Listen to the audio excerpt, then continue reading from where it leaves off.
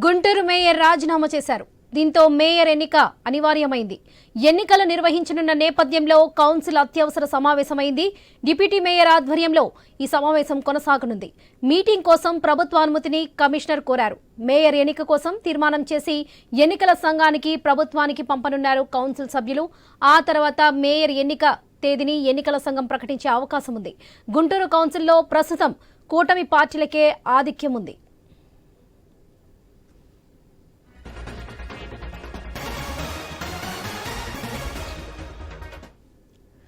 Guntur mayor రాజీనామా చేశారు. దీంతో మేయర్ ఎన్నిక అనివార్యమైంది. ఇదే విషయానికి సంబంధించి మరిన్ని అప్డేట్స్ మా ప్రతినిధి నాగేశ్వరరావు అందిస్తారు. నాగేశ్వరరావు,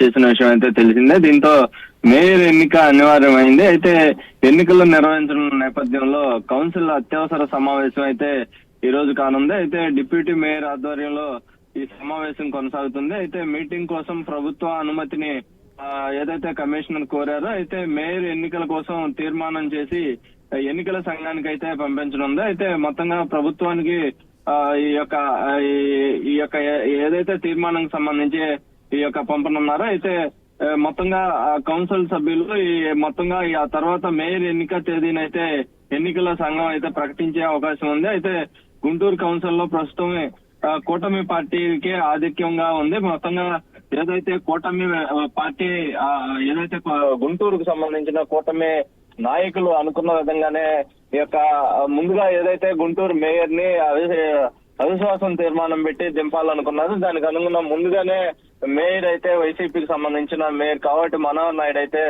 రాజీనామా చేశారు. దానికి సంబంధించి ఈ యొక్క తీర్మానంతో అయితే దీనికి ఎన్నికలు రానున్న పరిస్థితి అయితే ఉంది వరలక్ష్మి.